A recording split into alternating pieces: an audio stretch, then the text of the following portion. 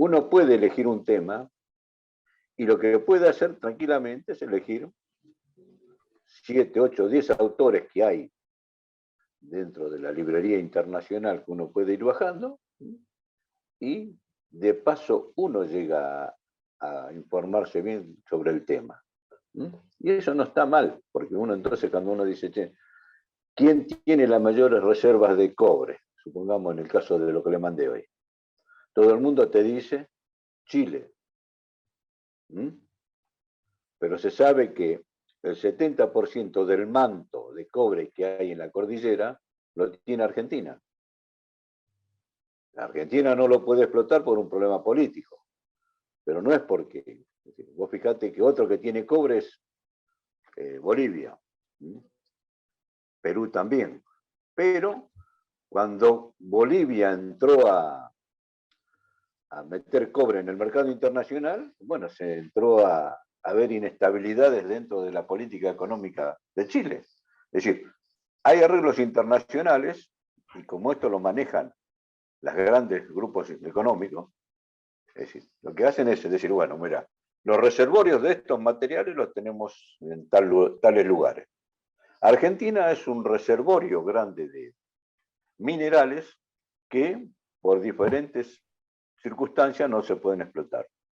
Desgraciadamente, cuando uno va a la precordillera, camina un poco y conoce un poco de los materiales, se encuentra con que aquí hay tanto berilo, que cuando después de hacer todo el proceso de pirometalúrgico, se logra el berilio que por un lado se utiliza para temas nucleares, por el otro se utiliza para hacer las cerámicas que llevan los revestimientos de los cohetes para ser lanzados afuera del sector nuestro, en los viajes hacia la Luna, Marte, y a su vez los que van a retornar vuelven con toda una coraza de protección porque esas cerámicas se van desprendiendo ya cuando están a la temperatura de 32, 34.000 grados, que es la fricción que produce esos gradientes de temperatura.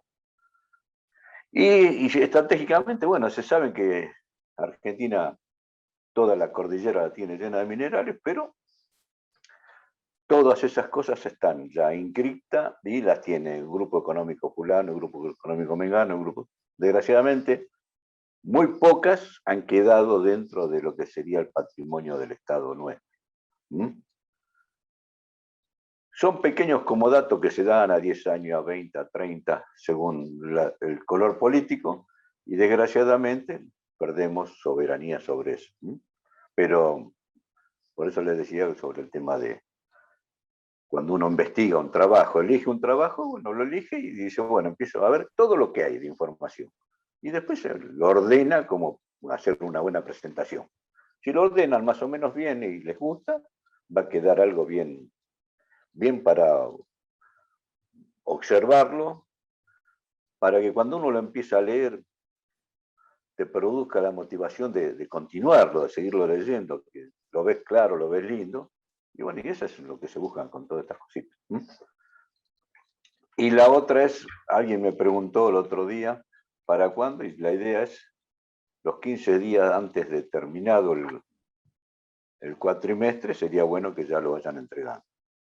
Porque en una semana antes de que termine el cuatrimestre, la idea es que todos estén en condiciones de poder dar el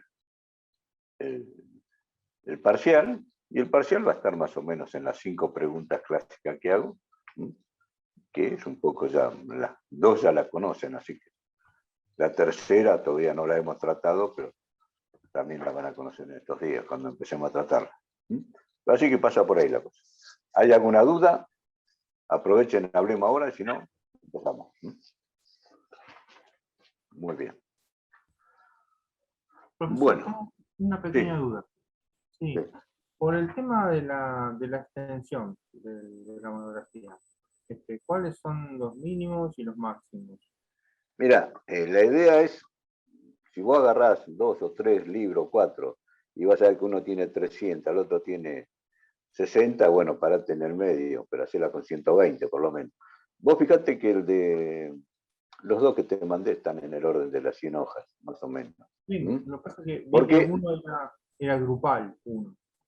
Hay uno que sí, vi no, lo que pasa es que te cuento que es como si alguien de ustedes dice, yo voy a hacer el cobre. Entonces, yo lo que hago es ponerlo en el lote de todo el grupo, ¿sí? Y digo, bueno, este trabajo lo hizo Ríos, lo hizo González, lo hizo fulano, Mengano, ¿sí? Y los voy poniendo. ¿Por qué? Porque estos temas se van, es decir, las primeras trabajos de investigación no pasaban de las 30 hojas, 40. Y después se fue enriqueciendo. La idea es la siguiente, es decir, vos tomás, supongamos, el cobre. Bueno, a ver, ¿en cuánto lo podés mejorar? Y vos decís, bueno, yo puedo mejorar en hacer el estudio de cómo es el comodite cobre internacionalmente y te traes un trabajo de investigación del Economics Forum no sé cuánto y lo pones. Y le das una sustentación, porque decimos que el precio internacional es este. ¿Me entendés?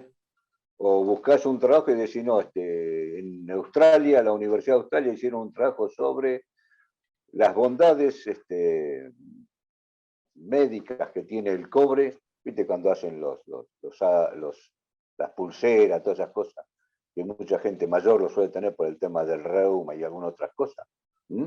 Bueno, y resulta que encontrás de una universidad que hicieron un trabajo de investigación de 40, 50 hojas, pero que está bien fundamentado. Y bueno, entonces lo pones como anexo. Y entonces resulta que los 140 hojas que tenía les pasa a ser 170. Pero lo pones claro. Entonces vos ahí en el índice pones anexo 3, trabajos curativos del cobre o mejoras patológicas de tal cosa. Ahí la palabra la buscás vos más que nada, o la buscamos juntos. Pero esa es la idea. Pero más o menos que tenga por ahí lo mismo cuando algunos son más o menos prácticos para hacer las cosas y lo ponen bien clara la foto y centrada, ¿sí? Y la ponen en consideración dentro del párrafo en qué situación está y todo lo demás. Y entonces, y después al final lo que yo suelo pedir es que hagan un resumen de bibliografía, de dónde leyeron esa información, para que sea un trabajo de investigación. Cuando vos vas el día de mañana como profesional a un congreso internacional a presentarse, y lo primero que te van a decir, che, las referencias, ¿cuáles son? Y bueno, yo lo leí a fulanito, a Mengano, a Sultano, todo lo demás.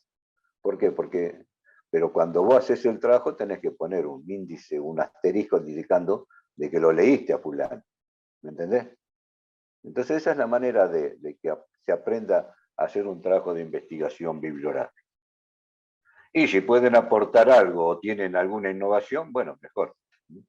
Ahora, si tenés algo nuevo e innovativo, lo bueno de eso es que lo que te podemos hacer como universidad es ir a patentar la idea proyecto, porque también eso es importante.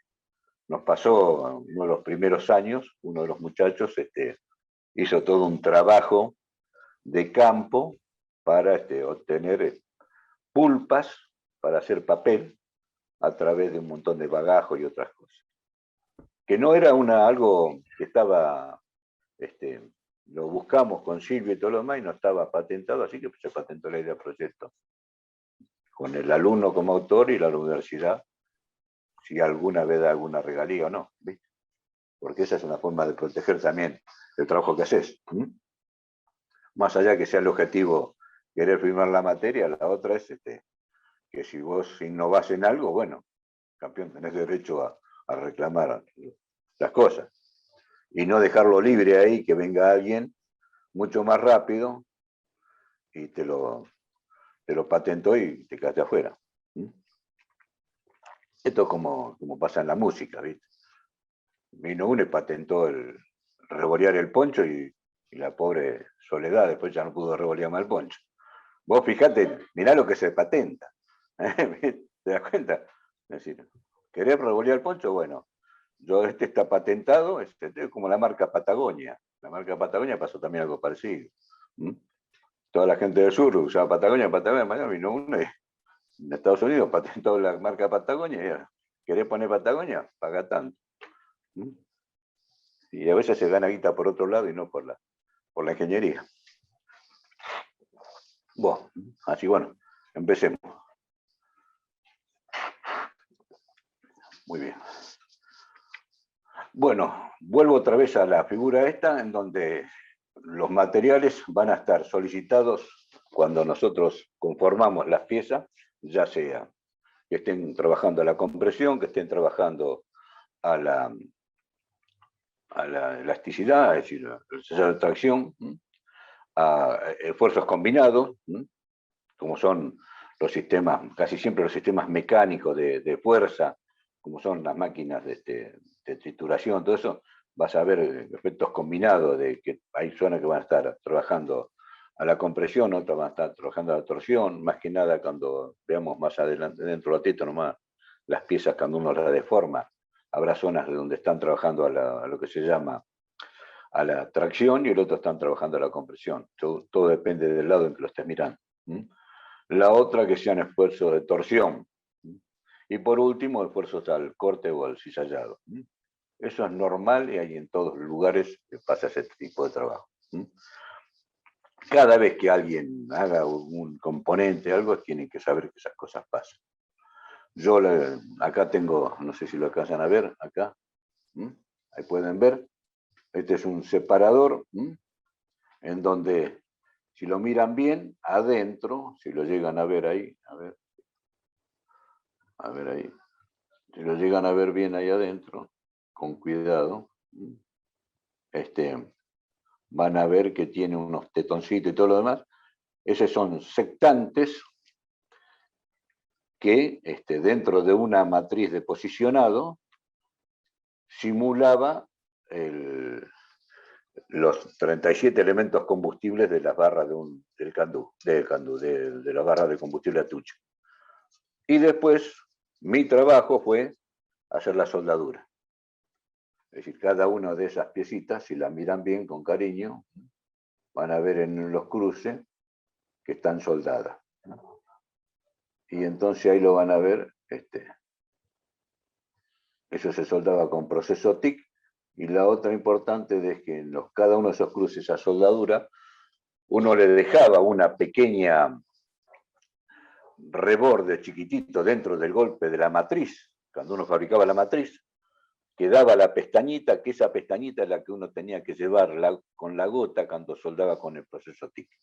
Uno fundía y en menos de 4 segundos tenía que cortar, porque a los 4 segundos el crecimiento de grano de la estructura esa ya se empieza a ver en la chapa. Como se ven en las chapas de zinc, cuando uno mira una chapa de zinc recién comprada y que se ve todo ese paisaje de diferentes tonalidades, lo que estás viendo son los bordes de los granos que tiene el componente que es la chapa zinc. Hoy ya no hay tanta chapa de zinc como antes, ¿no? Pero eso se usaba muchísimo. Bueno, así que cuando uno habla así de esfuerzos combinados y trabajos, para que sepan más o menos estas cositas. Bueno, donde yo deformo o le doy la solicitación que quiero tener del producto, y en prensas. Ahí está a la derecha, en forma vertical, se puede ver un balancín. Ese balancín tradicional, en donde tienes un motor que está dándole una inercia necesaria a un volante, y todo ese peso, cuando uno lo habilita, permite que baje con toda la fuerza necesaria. Y si yo tengo la pieza puesta dentro de una matriz con las guías, con los expansores, con los sujetadores, con todo lo demás, yo puedo producir la forma que yo quiero. Y bueno, un poco era esto lo que yo les quería mostrar cuando les mostraba el separador.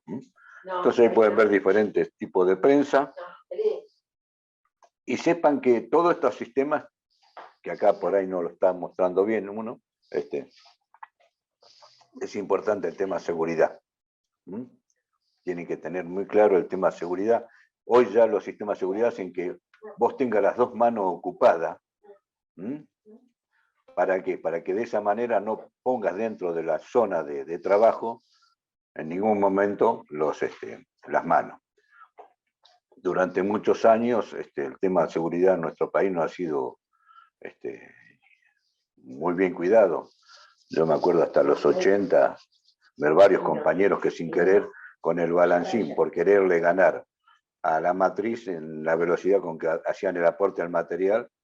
Ya venía bajando el balancín, yo tirando la chapa, y cuando te quería acordar, se llevaba la falange, falangina o falangeta, todo depende de la posición del dedo. Tenías 3 lugares y se llevaban. Algunos se llevaban el dedo completo, te robaban la primera parte, la segunda, la tercera.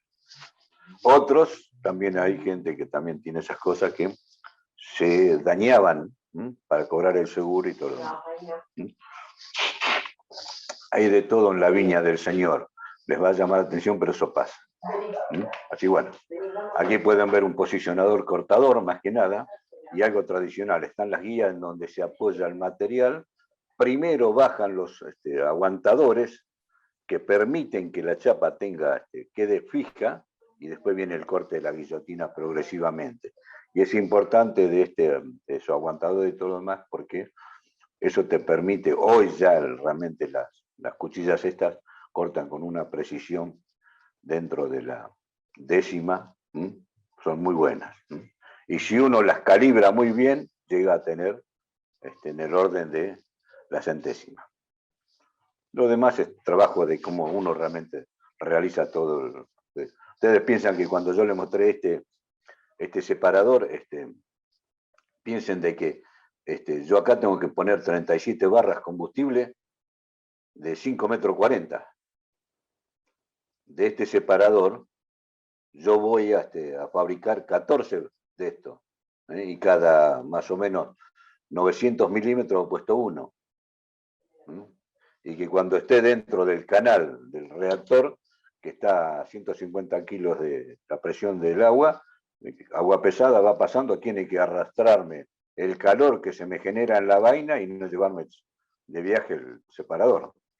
Entonces yo tengo que darle a cada uno de esos tetones adentro de cada uno de esos lugares por donde va a pasar la vaina, yo tengo que darle la presión necesaria, y esos tetoncitos chiquititos, que por ahí se ven ahí adentro, esos tetoncitos y la lengüeta, ahí tengo que hacer todo un estudio de cómo va a trabajar ese cuando yo lo deformo, y qué parte del tetón va a estar trabajando a la tracción y qué parte va a estar trabajando a la compresión, y que por vibración no se me empiece a fisurar y se me vaya de viaje cuando está dentro del combustible en el reactor. Porque entonces ese combustible pierde la rigidez longitudinal que tiene con todo el paquete, cambia la posición entre una vaina y otra, y eso puede ser generador de un foco de exceso, porque cambia el flujo neutrónico entre ellos. Porque también deberían interpretar, saber cómo es la reacción nuclear. La reacción nuclear, ¿cómo es? Es un neutrón que viene sale disparado de un lugar, y quizá no es que choca con el de al lado. Por ahí pasa 3 metros y impacta en un núcleo de otro elemento de combustible que está ahí a 2 metros y pico, y justo en uno de ellos, y no pasa sin ningún problema. Es decir, imaginarse el tema de la reacción nuclear para llegarlo a interpretar es bastante cosa, porque uno dice, yo tengo los 37 y los 37 están atando entre sí. No. Uno de acá puede ser que vaya allá a otro que está a 2 metros, 1,5 metros, otro 1,50 m.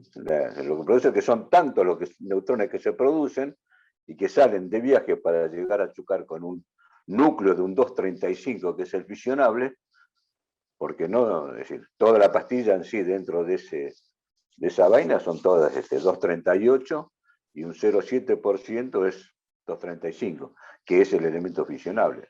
Todo lo demás es de relleno, así que imagínense que no es sencillo. Bueno, sigamos, otras formas de doblar los materiales.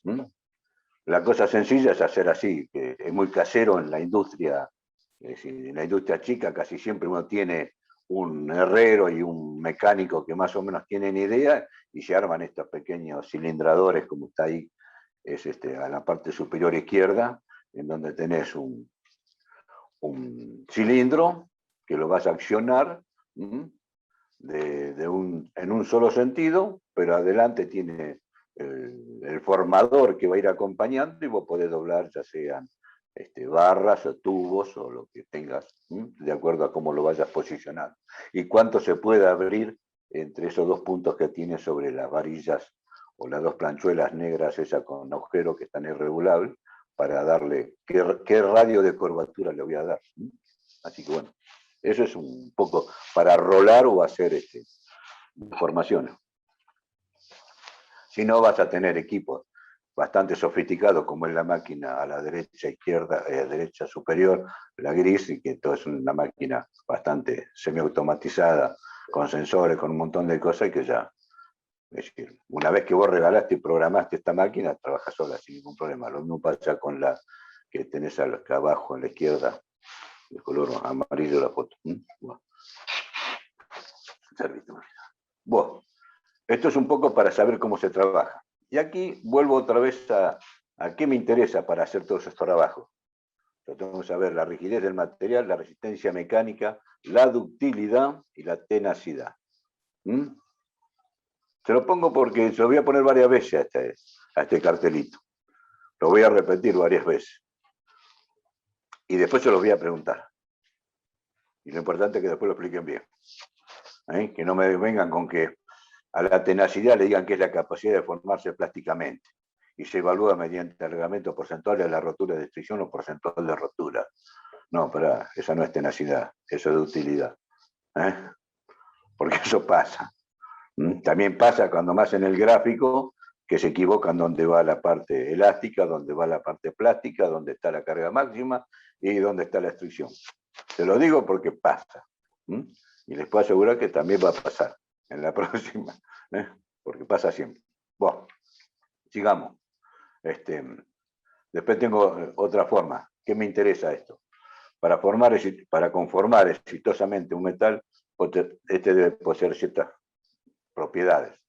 Y esas propiedades, en cierta manera, yo voy a buscarlas que sean así para que pueda realizar el trabajo. Que tenga una baja resistencia a la fluencia y alta ductilidad. Estas propiedades son afectadas por el calor. Es decir, significa que si yo trabajo dentro de la zona fría del material, voy a tener una forma. Ahora, si yo trabajo dentro de la zona de los 1000 y pico de grados, eso es importante. ¿Por qué?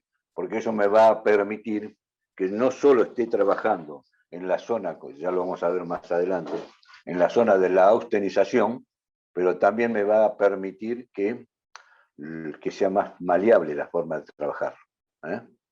Ahora, tener un horno a 1200 grados y requiere todo un esfuerzo.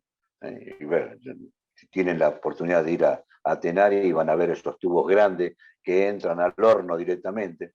Un horno que uno se imagina, ustedes no sé si han podido visitar nuestro laboratorio. Nosotros tenemos una mufla chiquitita que es parecido a ¿cómo se llama esto? Para calentar la comida. Bueno, no me acuerdo el nombre ahora. Un equipito de eso. Y cuando yo fui a dar los cursos a Tenaria, me encuentro que el horno tenía 110 metros. Entraban lotes directamente de 100 tubos, y de ahí graficaban directamente en qué rango estaban de temperatura, en 1170 a 1225 grados, y cuando terminaba de salir el horno, de haberle hecho todo el trabajo para poder trabajarlo y todo lo demás, cuando iban en el carro ya le iban poniendo el cartel, la temperatura que había trabajado, qué régimen, el horario, el personal que había estado en ese horno, controlando todo, así que la verdad que es toda una coordinación. Y eso se llama trazabilidad. Yo muchas veces, cuando alguna vez di la materia de biomateriales, antes que después la tomó Juan Faría, yo le contaba cómo hacíamos trazabilidad nosotros para hacer los productos implantables. ¿Por qué? Porque uno sabe que le va a poner un implante de una chapita, un tornillo, un soporte, algo a una persona dentro del cuerpo, es titanio grado 1, grado 2, grado 3 o grado 4. Pero ¿cómo hago para controlar todo? Si llega a haber primero puede haber un rechazo, y segundo que en el tiempo puede haber algún problemita. si son piezas que tengan que hacer algún esfuerzo y se terminan rompiendo. Porque se rompen los implantes, muchachos, cuando se los ponen. Vieron que muchas veces los muchachos tienen un accidente de moto y terminan con una chapita y con 16, 17 tornillitos. Esos tornillos no todos son bien posicionados. Alguna vez les voy a pasar un trabajo de todas las fallas que hay y las radiografías de cómo a veces le ponen más tornillos de lo que corresponde porque le erran el bizcachazo al hueso los médicos. Y entonces se ve el tornillo ahí bien posicionado, pero resulta que ese no está agarrado como corresponde al hueso, porque le erró el bizcachazo. También pasa eso, ¿eh? No se piense de que no se equivoca. Y bueno, ¿y nosotros qué hacíamos? Teníamos que tener la trazabilidad. Una cosa que nos pasa acá en la Argentina, que muchas veces nosotros, la gente que hace la tornillería, le compra el titanio a Sambit de Brasil. Entonces el Sambit de Brasil te da todo un número de código de patrón, el tocho, todo lo demás. Pero ¿quién hace ese? Nosotros lo hacíamos en Ezeiza. Nosotros le vendíamos la materia prima a la empresa brasilera. Y ellos después se lo vendían a nuestros. Y entonces después venían y decían, che, ¿me pueden caracterizar esto? Y entonces nosotros sabíamos dónde estaban los códigos nuestros con los códigos de los brasileños, y le decíamos, bueno, está bien, ¿qué hay que hacer? Y todo un estudio dice de trazabilidad, no hay problema. Le vamos a hacer cantidad de oxígeno, cantidad de carbono, cantidad de esto, cantidad de titanio, cantidad de níquel, cantidad. Te hacíamos todo el estudio. ¿Y cuánto vale? Y 120 lucas. 120 lucas, ¿qué querés, flaco? ¿Y en cuánto lo necesitas? Y lo necesito lo más rápido posible. Bueno, venite en una semana y vamos a ver. Después nosotros lo que hacíamos era, buscamos, sabíamos que el material que nos habían traído era parte de lo que habíamos vendido nosotros, así que con lo cual buscábamos nuestra carpeta, buscamos todos los datos, sacamos una copia, a la semana ya tenían la carpeta grande ahí con casi 300 hojas. Mirá, acá está todo el trabajo. Acá tenés todo el estudio completo, porque ya lo habíamos hecho para calificar el tocho que salió. Bueno, y por eso pasa por no comprarlo en la Argentina, porque supuestamente el titanio nuestro era malo. Entonces, bueno, lo querés comprar a los brasileños, lo va a pagar 2 veces. No te haga problema. Así que bueno, ya pasa en el mercado. Bueno, así que entonces estas propiedades son afectadas por la temperatura, la ductilidad se incrementa y la resistencia a fluencia se reduce cuando aumenta la temperatura de trabajo. También eso hay que tener en cuenta que después de producido el objeto, ¿qué va a pasar? Bueno, muy bien, sigamos. El efecto de temperatura da lugar a la siguiente clasificación.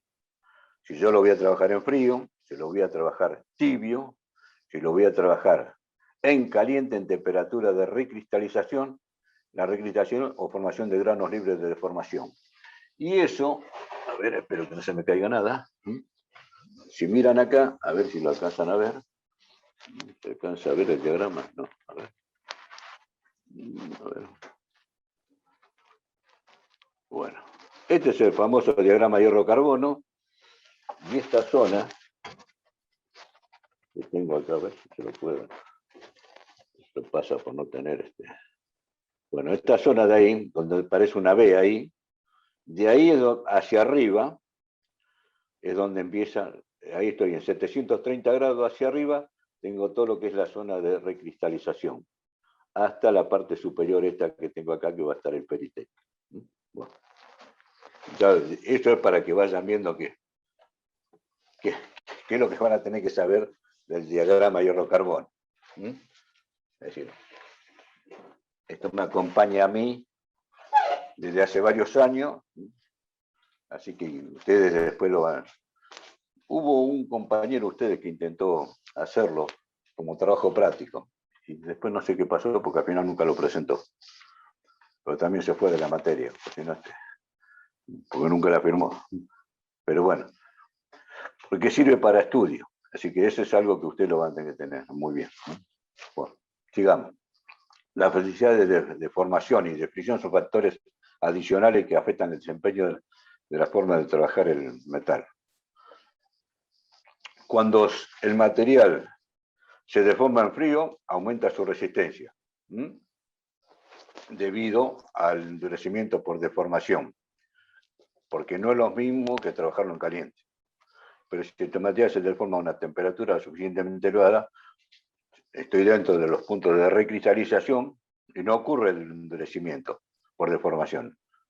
Pero bueno, me permite generar una nueva cantidad de granos libres, y eso también tengo que conocerlo. Por eso cuando uno dice cómo hacer una caracterización y cómo estudiar la nueva formación de granos. Entonces es importante saber que cuando diseñen una pieza y diseñen el material que lo va a componer, saber cómo se va a comportar para que no se produzcan efectos colaterales que no cumplan con lo que ustedes quisieron diseñar o pensaron, porque es importante también qué es lo que pensaron ustedes y que realmente salga bien. Así que bueno, aquí pueden ver un par de piezas de diferentes condiciones. Si yo estoy haciendo un trabajo de compresión, fíjense, ahí tengo la rueda, estoy haciendo una laminación.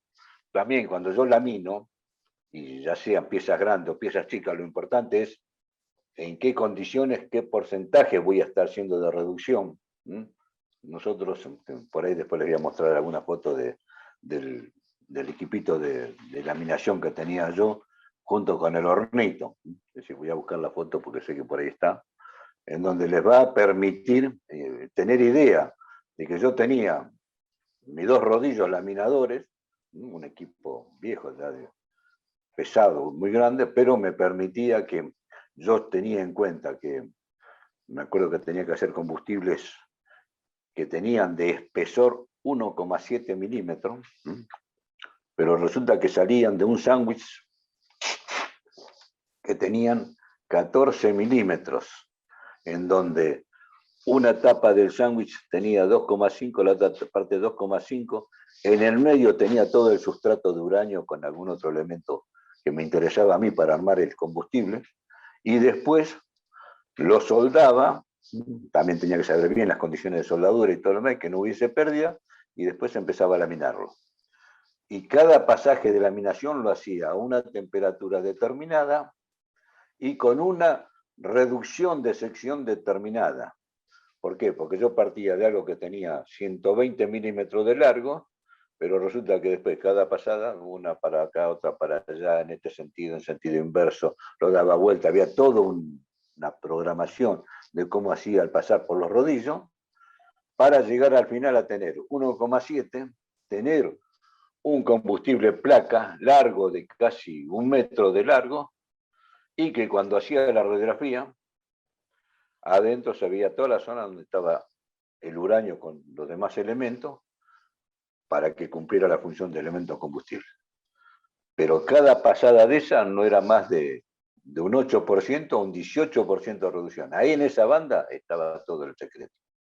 Así que yo lo que tenía que hacer era lo cantaba una vez, se enfriaba al pasar por los rodillos, otra vez lo volvía a poner homogéneo. Y siempre con esta palabra, la homogenización de la temperatura.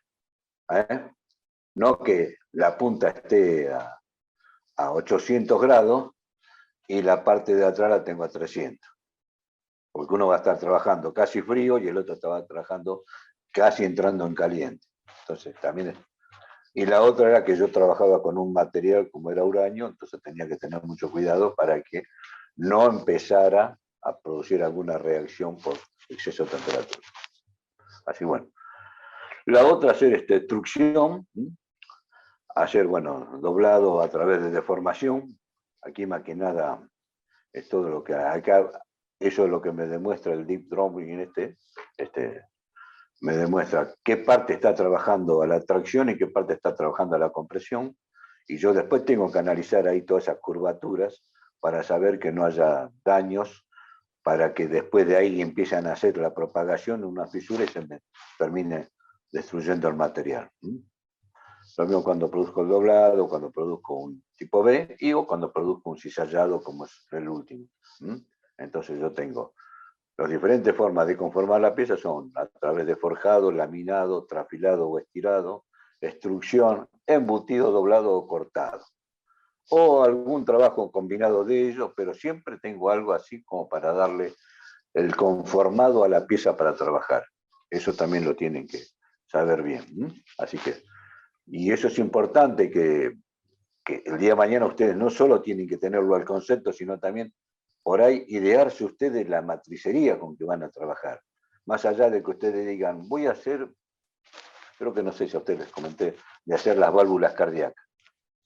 Dicen, bueno, voy a hacer la válvula cardíaca con un material con memoria. Primero de todo tengo que buscar qué tipo de material con memoria. Entonces, ¿qué busco? Nitinol, que es lo último que se conoce. No sé si hay otro nuevo, pero sé que lo más nuevo que hay es el nitinol. Piensen que fue patentado en el año 94, en 1994 por la Marina de los Estados Unidos. Se emplearon muchas veces en los satélites y en los equipos que se hicieron para mandar a la Luna y a algún otro lado más. Y después, con toda esa tecnología, la bajaron a la industria y en la parte biomédica se comprobó que era muy útil para trabajarlos en partes del cuerpo. Uno de ellos ha sido hacer stent, conformado que le puede hacer al material, y piensen de que uno puede forjar, laminar o trefilar o estirar o extrusión, embutido, doblado y cortado, o puede combinar. Es decir, el día de mañana usted como profesionales, de acuerdo a cómo se estén desarrollando y en qué sector le toca dentro de una empresa, una planta, ustedes pueden innovar. Y esto de innovar nunca tienen que tener miedo. Yo me acuerdo que allá por el año 77, 78, yo entré a trabajar a la empresa Kaiser División Refractario, y las placas para obtener los ladrillos de alúmina para el alto horno de Somisa, o lo que es ahora la acería que está en San Nicolás, nosotros le llamamos trabajo, había que rectificarla. Así que, y realmente no sabíamos cómo encontrarle la vuelta, hasta que, bueno, entre 2 o 3 técnicos y un par de personas de mantenimiento, dijimos, ¿por qué no usamos la laminadora, laminadora no, sino la limadora?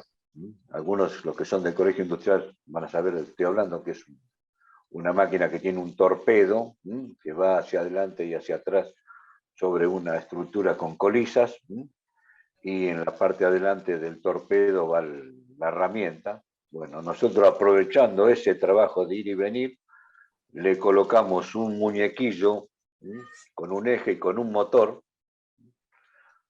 que giraba a 1300. Le pusimos en el otro extremo del muñequillo una amoladora, una piedra de grano variable, para poder rectificar las placas que tenían en su forma. Era una especie de bombé, como se muestra el dibujo en la zona izquierda, el de abajo de todo. Bueno, nosotros teníamos que copiar. ¿Qué habíamos hecho? Una especie de copiador, porque en aquella época todavía no habían entrado los copiadores que traían comúnmente los tornos, las fresadoras o los que son ahora las máquinas CNC. Y bueno, nosotros hicimos, por un lado, la plantilla que copiaba el formato de cómo iba alimentando la bajada de la piedra. La bajada de la piedra también era en condiciones de décima nada más, porque vos tampoco podías partir la piedra, ¿no? Con mal conexión que hacías. Y a su vez, darle la velocidad para rectificar. Eso significaba que de un motor que teníamos a 1300, tuvimos que hacer una relación 1:2 de polea, llevarlo a 2000 y pico, casi 2600 revoluciones, y bueno, y de ahí empezamos a encontrarle la vuelta, y de una vieja laminadora que era de los años 30 y pico, terminamos haciendo una rectificadora de aceros de la serie 8620, que es muy parecida a la serie que se utiliza para las matrices y punzones. Así que bueno, y ese sí quería un Rowell C bastante alto. Así que bueno, por eso le digo que es cuestión de cómo uno combina, conociendo un poco el pisar viruta, andar por los talleres, hace que uno sea innovativo y le encuentre la vuelta. Así que bueno, muy bien, vamos a seguir avanzando acá. ¿Qué pasó? Bueno, trabajo de metal en caliente, el proceso de formación de metales, aprovechando la propiedad del flujo plástico del material a medida que es deformado para producir la forma deseada. El material se comprime o estira hasta adquirir la forma deseada. Lo bueno que tiene cuando uno tiene una plancha así, de esta forma, está en el orden. Fíjense en que adentro, en el medio de la placa, en el frente, se puede ver bien que está a la temperatura de 1300 grados a cerca de 1400. Acuérdense que en 1532, cuando ya veamos el diagrama de carbono, de ahí para arriba, ya se fundió el material. Entonces, un acero, uno tiene que conseguir una temperatura de homogeneización que el centro de esa plancha que tiene ahí en el orden de los 1200 y pico, casi 1300 grados, en los extremos estamos hablando de 1100 a 1050 grados. No es que porque se ve hacia otro color no significa que está más fría. Simplemente la variación es de 100 grados en total, no es mucho más. Y eso le permite que trabajándolo en caliente uno le puede dar la forma que uno quiere. Así que bueno, a ver, ¿por qué no avanza? A ver, ¿qué pasó? Que no quiere seguir avanzando. Ahí está, bueno. ¿Y qué me permite trabajarlo en caliente? Que yo al trabajarlo en caliente puedo diseñarme una matriz y a través de producir impacto, ya sea con balancín o con algún otro equipo, yo puedo darle la forma que yo quiero a la pieza. Ahí ustedes están teniendo un plato y si miran bien por ahí termina siendo una punta de eje de algún elemento. Así que uno puede estirarlo sin trabajando. Por eso cuando uno le habla de trabajarlo en la zona de recristalización, cuando tenemos 730 grados, de ahí para arriba entramos a la zona de recristalización y en la zona de la austenita. Acuérdense bien esa palabrita, la austenita. Después de los 730 para abajo se produce un cambio. Todo depende del porcentaje que voy a tener de hierro-carbono. Estaré trabajando dentro de los aceros hipo o hiper. Los hipos son los chicos. Estoy trabajando desde 0,0 y pico por ciento de carbono hasta 0,8. De 0,8 para 2,1 como máximo, trabajo en los hiper. Y eso me permite tener diferentes tipos. Y el 0,8, el corte ese, de esa vez que le mostré hace un ratito cuando le mostré la plancha del gráfico, ese es el punto donde están los aceros perlíticos. 0,8 son los aceros perlíticos. Es decir, 0,8 es el corte que uno tiene y está el otro que te va a decir, en 0,77 tengo los aceros perlíticos y en 0,85 tengo aceros perlíticos. Sí, en esa banda abarca. Lo importante es que la estructura es más perlítica que ferrítica si me acerco para el lado del eje de la izquierda, que sería el eje de las abscisas. Profesor, ¿0,8 de qué? ¿De carbono? De carbono. Ese 0,8 carbono define un corte. Para el lado de la derecha, vos tenés los hiper, son los aceros con mayor porcentaje de carbono. Y del 0,8 para adentro, hacia el eje de la vertical, cuando empieza el gráfico, vos tenés los aceros hipo, sí, los chicos. Es como la tiroide que te dicen, hipotiroide o hiper. Entonces, bueno, máximo o mínimo. El 0,8 son los aceros perlíticos. ¿Y quiénes son los aceros perlíticos clásicos? Es la línea de los rieles de ferrocarril. Ahí tienen un acero perlítico por excelencia. También van a encontrar un montón de otros elementos, pero justo me acordé de eso. Bueno, yo trabajo en caliente. Los procesos de formación del metal aprovecho la propiedad del flujo plástico. Esto me permite que, al tenerlo con alta temperatura, yo ingreso sin ningún problema al flujo plástico y el material se va a deformar sin problema. Y le voy a dar la forma que yo quiero. Uno acá muestra un punzón, un aguantador de chapa, una matriz.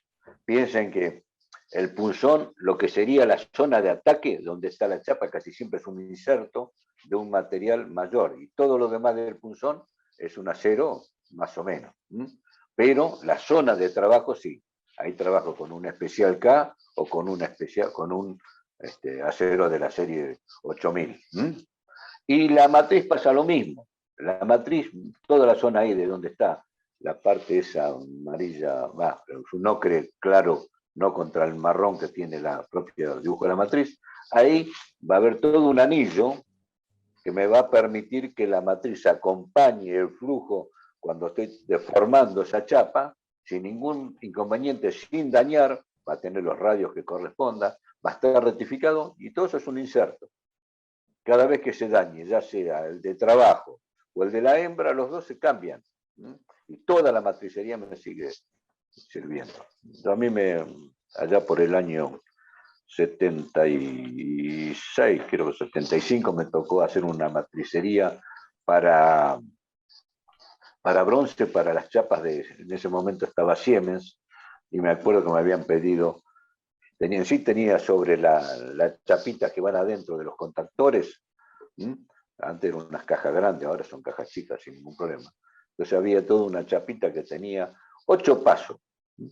Entonces el primer golpe era para marcar el paso de desplazamiento de la chapita. El segundo paso le daba una forma, el otro lo doblaba, el otro lo reviraba, el otro le cortaba una pestañita, y cuando terminaba de pasar la matriz, que tenía casi 800 milímetros, y cada uno de esos, los punzones trabajaban en parejos sin ningún problema, entonces sí, iba avanzando el material de acuerdo al paso de punzonado del principio, y eso se repetía de acuerdo a cada una de las piezas, y entonces cuando llegaba al final lo terminaba cortando, y en una caja vos ibas guardando la pieza terminada.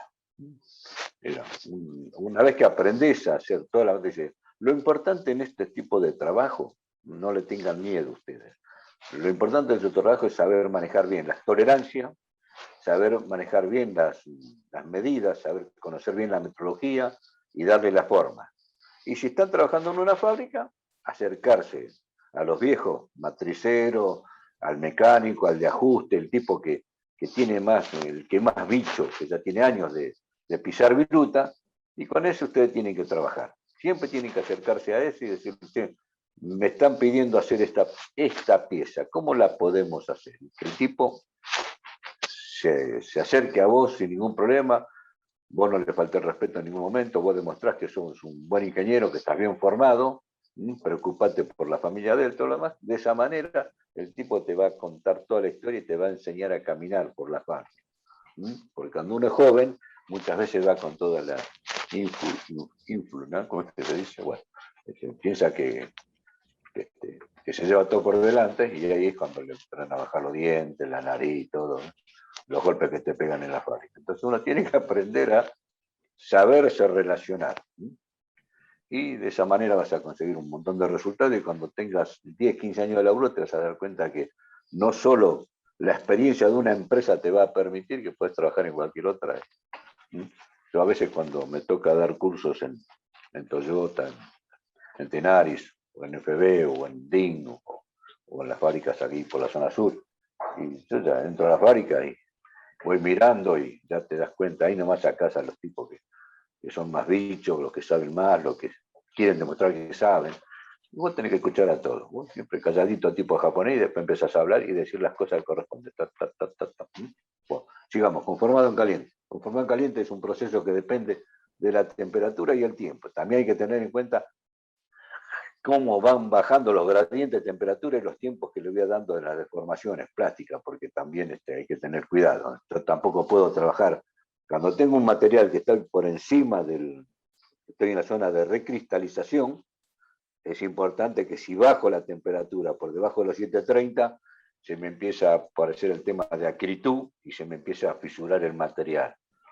Ahí rápido requiere volver otra vez al horno para seguir deformándolo y lograr el producto.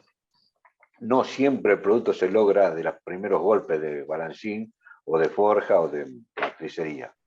Por ahí se requiere 2 o 3 pasos, tener en cuenta las dilataciones, tener en cuenta las tolerancias, tener en cuenta, hay un montón de detalles que eso se aprende con el tiempo.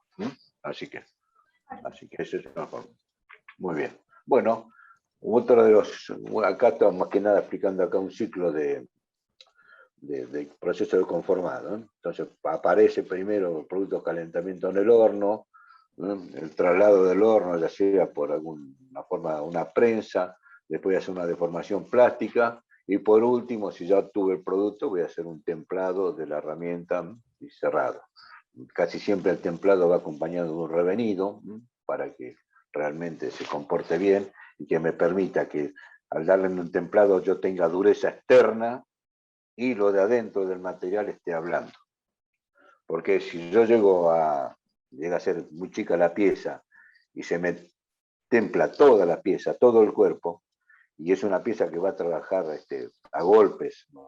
Va a estar acompañando esfuerzos medio raros, el problema es que se me cristalice y se me rompe, se me fragiliza. ¿Por qué? Porque está muy templada.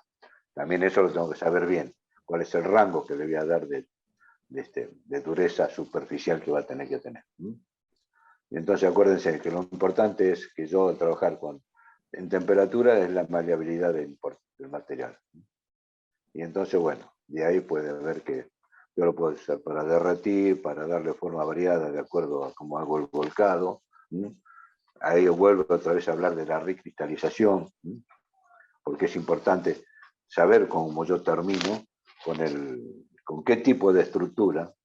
Por eso cuando uno trabaja en estas cosas es importante ir haciendo patrones de referencia de cada paso y cada uno de esos patrones hace una caracterización completa. Yo ya sé que es un acero determinado y yo sé que lo llevé a tal temperatura, pero tengo que ir viendo que cada paso que le dé de forma, sacar una probeta y hacer tracción, deformación, corte, embutido, doblado, todo. Hacer todo y vas acompañando. Entonces el día de mañana, cuando vos estás en una producción de hacer 10.000 piezas, 15.000 piezas por día, ya sabes cómo se va comportando. Y apenas ves alguna anomalía, si vos conocés el proceso, decís, fíjate que en el tercer paso nos está pasando esto.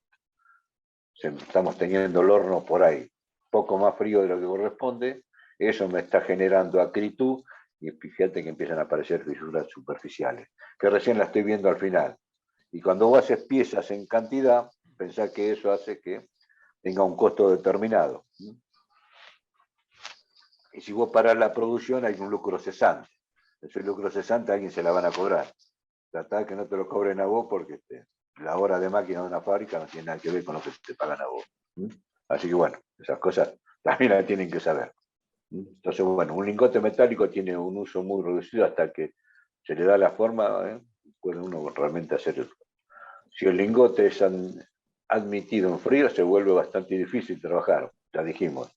Enseguida se endurece, se hace muy difícil y casi siempre, si yo me equivoco, se equivoca alguna de las personas con que está trabajando y estoy trabajando en un balancín, algo, se parten. Entonces se parte la matriz, se parte el punzón, no se llega a partir a lo mejor la barra que estoy trabajando, pero se me rompen las piezas de la máquina y con lo cual también es mucho más caro la cosa. Sin embargo, si el lingote se trabaja en caliente, puedo martillarlo, prensarlo, laminarlo, extruirlo, darle la forma que yo quiera.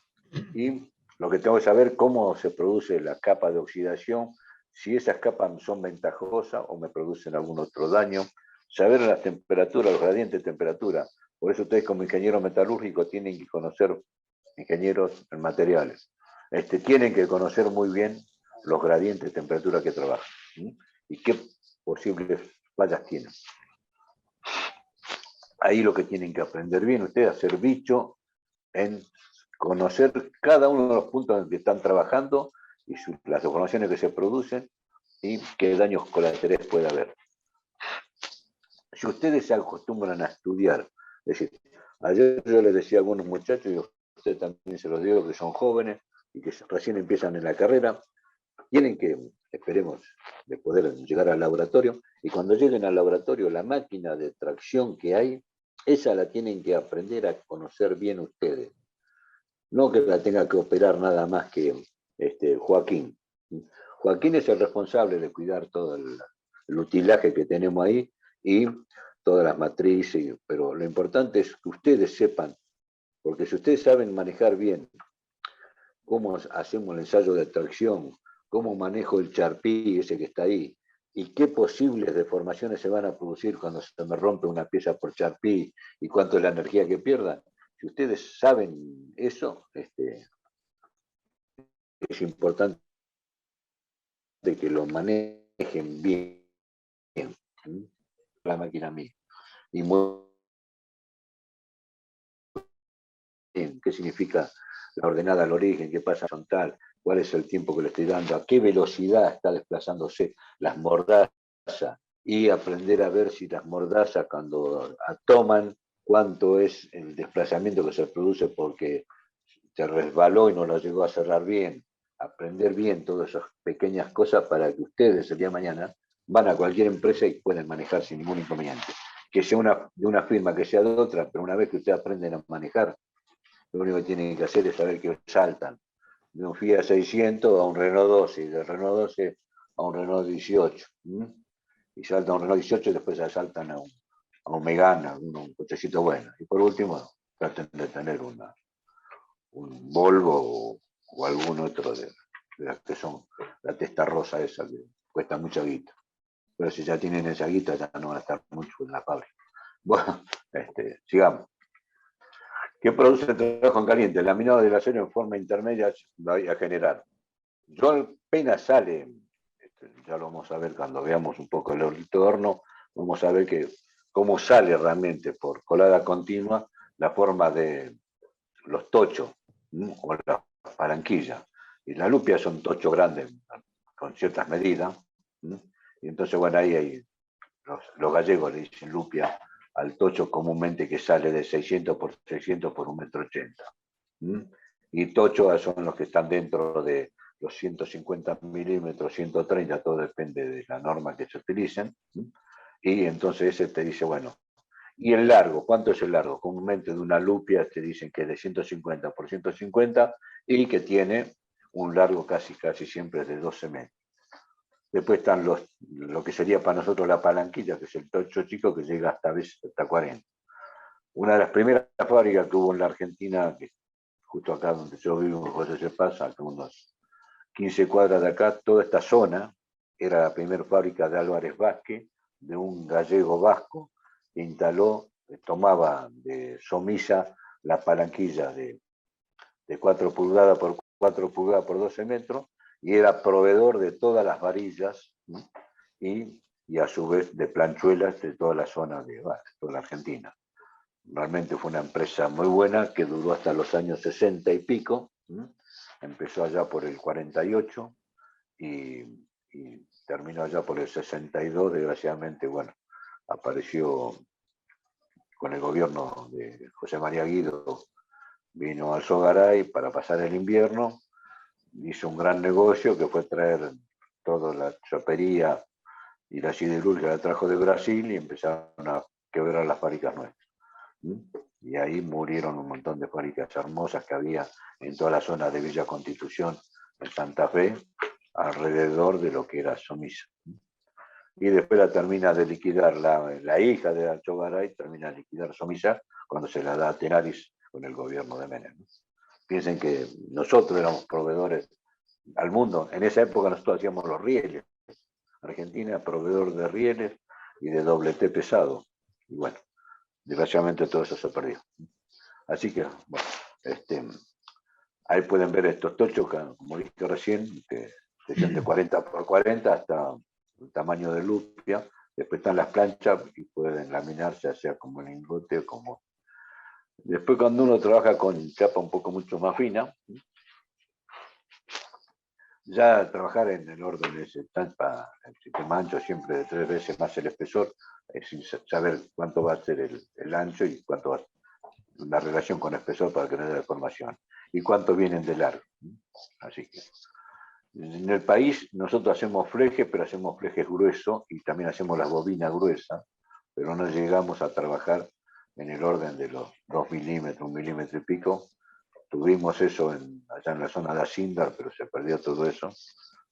Desgraciadamente nos llevaron una vez en uno de los viajes que estaba en el colegio industrial, me llevaron ahí y estaba toda la matricería belga, habían destruido las matrices y se traía todo ese negocio, se traía de Brasil, se perdía toda la industria. Bueno, ahí pueden ver un poco lo que sería la materia prima que me entrega un alto horno, ya sean como lingote, como palanquilla, como devastado plano, como llantones y flejes anchos. Y la otra, lo importante está en cómo me entrega esa matricería. Si es redondeada, la está entregando con algún abombamiento de las caras estrechas, y si aparecen redondeadas. Si va a ser de sección cuadrado o rectangular. Y dentro de cada uno de ellos, cuáles son los mínimos y cuáles son los máximos de cada cosa. Y es importante entender en qué espesores. ¿Y para qué me sirven? Para hacer palanquilla, para hacer llantones de acero, barras, flejes. Es importante voy a sacar alambre o chapa, o sea, o bien materia prima para forja, en donde a su vez yo voy a tener, esa va a ser a su vez la materia prima de un taller metalúrgico que te compra el tocho para darle otra forma. Así, bueno, es importante saber en qué parte de la línea uno está trabajando para, si ya está haciendo un producto casi final o está haciendo un producto intermedio que va a ser a su vez materia prima para otra industria. Así que es importante saberlo. Y ahí pueden ver como si es palanquilla, si es acero para barra, para alambre, perfiles especiales o material para forja, como siempre. Lo mismo pasa por lo devastado plano. Y por último pueden ver los flejes anchos de acero en barra, alambre, laminado, perfiles especiales, materiales para forja. Siempre es lo mismo. De acá vos, de este paso, entregas materia prima para otro proceso de fabricación. Los trabajos en caliente se caracterizan principalmente por encima de la temperatura mínima de recristalización. La temperatura en que comienza la recristalización, nosotros vamos a tomar el 730 grados. De ahí para arriba empieza a producirse la recristalización. La aleación con cierto porcentaje de hierro-carbono pasó los 730, y si estoy cerca del 0,8, ahí ya empieza a aparecer los primeros gérmenes de transformación en austenita. Y a medida que me voy metiendo más adentro del diagrama hierro-carbono, tendré una mayor homogeneización de toda la austenita. Y eso es importante saberlo, ¿eh? Por eso le vamos a dedicar unas 3-4 clases al diagrama hierro-carbono. Vamos a empezar desde lo más sencillo, poniendo los ejes, la zona de los rangos de temperatura, la zona de los rangos de los puntos principales. Lo vamos a ir llevando despacito, pero esto, muchachos, es importante que ustedes lleguen a materiales metálicos 1, conociéndolo muy bien al diagrama hierro-carbono. Eso permite que Julio, si Dios quiere y sale adelante bien de todo este problema que está teniendo, lo va a llevar y le va a potenciar, ya que ustedes conocen un poco bien el tema del diagrama de hierro-carbono, y les va a permitir que cuando se sienten a ver aceros y fundiciones con Nicolás Litva, estén mucho mejor parados, que no tenga que repetir tanto, al contrario. Les va a enseñar cómo hacer aleaciones muy especiales y cómo trabajar bien todo esto. Es una secuencia de, bueno, yo tengo que darle bien el diagrama a ustedes, hierro-carbono. La forma de la pieza se puede alterar significativamente, siempre y cuando esté trabajando allá arriba. Se requiere menor potencia para deformar el metal cuando está bien caliente. Cuando está frío, es un problema. Las propiedades de resistencia son generalmente isotrópicas debido a la ausencia de una estructura orientada de grano creada por los trabajos en frío. ¿Por qué? Porque cuando yo deformo en frío, la estructura granular va a tomar una tendencia, pero es mayor la resistencia que tiene, con lo cual se me hace más difícil. Cuando estoy trabajando dentro del sector de recristalización, es como si los granos fueran más suaves, más fácil de más maleables para trabajarlos, y yo puedo deformarlos sin ningún problema. Lo que sí tengo que saber cómo solidifico. Y ahí es cuando aparecen, cuando vayan a ver más adelante, los diferentes tipos de estructura. Y entonces ahí van a aparecer los famosos, los que son mecánicos sabrán que uno puede tener perlita, puede tener vainita, va a tener perlita gruesa, perlita fina, bueno, todas esas cositas se aprenden con eso. O martencita, que directamente yo no llego a hacerle el tratamiento que corresponde y el material se endurece de golpe. Y si la estructura es martencítica, es todo un problema. Es un problema para trabajarlo y es un problema para soldar. También es todo un problema. Así que todo depende de qué tipo de estructura yo tenga en los granos, me va a permitir que sea no solo trabajarlo bien, sino también poderle aplicar otros procesos como sería tenerlos que soldar y todo. El trabajo en caliente no produce fortalecimiento de la pieza, sino se mantiene, la precisión dimensional más baja, mayores requerimientos de energía, la oxidación en la superficie de trabajo y el utilaje. El utilaje es todos los componentes que yo utilizo para aplicarle diferentes procesos a los materiales.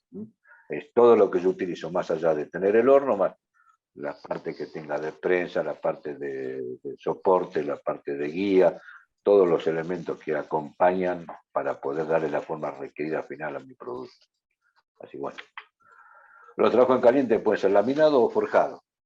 Y dentro de los laminados pueden tener, los materiales pueden ser puros, puede ser aluminio, puede ser cobre, puede ser hierro, titanio, zinc. Y si son aleaciones, hay que ver qué tipo de aleaciones son de acero al aluminio, pueden ser dentro del aluminio, puede ser aluminio al cobre, aluminio al manganeso, aluminio al estaño, aluminio al magnesio. Y dentro del magnesio tengo aluminio al magnesio, aluminio, manganeso zinc y manganeso magnesio. Y el cobre, cobre zinc, cobre estaño, cobre zinc, estaño y cobre estaño y plomo. Y bronce, bueno, está. Y dentro del forjado también pasa lo mismo. Así que bueno, ya pueden ser aceros o aluminios. Toda la familia se repite. Bueno, ahí pueden ver Lo importante es saber cómo va a estar la línea y ustedes tenerlo bien caracterizado. Y otra vez, vuelvo a tener el tema de que el trabajo, ya sea el material, siempre pasa lo mismo. Laminado, forjado, extruido, estirado, doblado, esto ya lo vimos varias veces, así que con lo cual, el trabajo en caliente teniendo en cuenta los usos de los productos metálicos obtenidos. Si voy a estar en la industria automotriz, voy a tener tipos de aleaciones. Hoy se están trabajando con aceros muy especiales, de alto contenido de magnesio y manganeso. Hay una charla muy buena, si entran a YouTube, de Julio Monti, de donde ya hablan de los nuevos tipos de chapas que requieren una cierta deformación y la resiliencia que tienen. Y acá les pasé les mostré ahí un dibujo con los robots. Esto fue lo que me pasó cuando entré, fui a dar los cursos a Peugeot durante un par de meses. Me encontrarme la línea con un montón de robots, y yo había entrado por primera vez en el año 67, cuando ya llegué al FIA 1500, y en cada coche lo acompañaban 37 personas. Iban 37 personas trabajando alrededor del coche y cada uno conectaba algo. Y después cuando entré ahora, cuando fui para dar los cursos de apoyo y encontrarme que tenía 1 o 2 personas en 100 metros y después eran 13, 14 robots para cada coche en cada sector. Así que eso me volvió loco, dije, la cantidad de gente que quedó sin trabajo. Bueno, la otra es la industria de la minería. Es importante saber cuáles son los cuerpos que voy a armar para esto, porque esta es una industria muy abrasiva y entonces tengo que trabajar no solo con las aleaciones de acero, también con aleaciones de acero con productos de mayor durabilidad, ya sea tener ciertos porcentajes de magnesio, manganeso, tener vanadio, tener titanio y ver cómo se trabaja la abrasión, más que nada porque trabajar con minerales produce un desgaste muy grande y entonces uno tiene que hacer bien los revestimientos, y si lo va a hacer los revestimientos con soldadura, no tiene que dañar el alma en sí de la estructura, pero tiene que saber que saco la capa de que tengo revestimiento, le pongo una capa nueva en base a cromo, níquel y algún otro elemento más, pero no dañar el alma de la estructura, porque si no, ya sean las uñas de las palas cargadoras y todo lo demás, hacen que tengas daños colaterales muy grandes. Así que la otra es tenerlo en la industria del ferrocarril, realmente tener buenas aleaciones que te permitan hacer buenos equipos y saber bien cómo trabaja cada uno. Tener la industria en la construcción, también ya cada vez se está utilizando más todas las piezas conformadas, cosa que antes era mucho más hormigón, hormigón, hormigón. Hoy ya estamos metiendo mucho estructura metálica, tipo Norteamérica. Está cambiando la tendencia de fabricación en Argentina también, está produciendo una transformación. Y la otra, la industria naval. La industria naval realmente requiere, sería bueno que justo ayer escuché la charla de Calzoni y todo lo demás, del famoso canal Magdalena, y a su vez, ¿por qué no reflotar la industria naval nuestra, que sería un golazo, más que nada para todos los muchachos nuestros, porque ahí sería un lugar bueno de inserción, porque la industria, tener realmente ingenieros en materiales en esa zona es lo mejor que te puede pasar. Pero bueno, esperemos que esto siga creciendo. Bueno, hay un tren de laminación en caliente, entonces pueden ver en la parte superior izquierda arriba las cajas que le van a dar el conformado a la palanquilla, esa que está ahí sobre en la foto del medio, y que en la parte izquierda inferior abajo te muestra cómo sale la palanquilla de la temperatura del horno de colada continua, que te van dando ya las dimensiones, y después pasan a esas cajas reductoras que son deformaciones. Piensen que esa caja reductora, me acuerdo cuando estaba en Tenaris, ahora un año y medio atrás, desarmamos una de esas cajas. El rodamiento era cónico, pero imagínense en un rodamiento cónico que el diámetro exterior tenía 620 milímetros, muchacho, más de medio metro. Es decir, para moverlo había que levantarlo con un alacate y todo demás, porque era una bestia de casi 400 milímetros, y los rodillos del rodamiento de la caja tenían casi 80 milímetros, por casi 300 milímetros, la verdad. Y cada una de esas cajas, estaba uno de los viejos ahí que me contaba de que cuando se instaló cada caja costaba en el orden de $12.000. Esa línea en que estaban haciendo la reparación tenía de estas cajas transformadoras 24 cajas de esas, multiplicado por 2 son 48. Fíjate la guita que hay en rodamiento nomás. En rodamiento, después todo lo demás. Así que bueno, por eso esas líneas de producción, cuando uno dice, no, saquemos esta línea de producción, tirémosla. No, no tiré, flaco. Es decir, desgraciadamente cuando nosotros produjimos la transformación ahí con el gobierno de Carlito, toda la industria pesada que teníamos, la gran mayoría vino a Brasil y se la llevó toda. Otra parte se la llevó Chile y algunas de las partes muy sensitivas, muy especiales, los norteamericanos se las llevaron. Ellos sabían bien lo que teníamos. Y desgraciadamente perdimos todo. Y ahí pueden ver ese tren de laminación que te va dando, por un lado la palanquilla, te va haciendo la forma, y por último podés producir lo que serían los chapones que uno a veces suele ver cuando pasan los camiones con 2 o 3 tapones de estos, de estos rollos, de chapa de casi media pulgada de espesor, y ahí uno vende la chapa de esa forma. Pero si uno llegase a tener la tecnología como tiene Mannesmann o los talleres alemanes, ellos producen chapa fina hasta el orden de los 0,6, 0,7. Tienen una tecnología que realmente es terrible, tecnología de punta, pero bueno. Así que bueno, pero esa industria no, falta mucho. Bueno, aquí pueden ver, cuando uno trabaja con un tren de laminación, ahí pueden ver una reducción de sección, pero a su vez tengo que tener los canteadores que no me permiten que la chapa lateralmente se me deforme, siempre me lo tiene que dar de la misma manera, eso está muy bien calibrado, también se mantiene a una determinada temperatura, y fíjense en que los rodillos que están trabajando sobre la reducción de sección tienen a su vez unos aguantadores en la parte superior que son de apoyo, y esto me permite que el rodillo de trabajo no se me forme un abananado en la parte del centro, y a mí me largue la chapa con el espesor que corresponde. Es importante tener esos aguantadores. Y esos aguantadores, vamos a ver más adelante, van a aparecer de a 2, 3, 6, todo. Y si no, fíjense en otra forma de producir productos, es como voy sacando ya de la matricería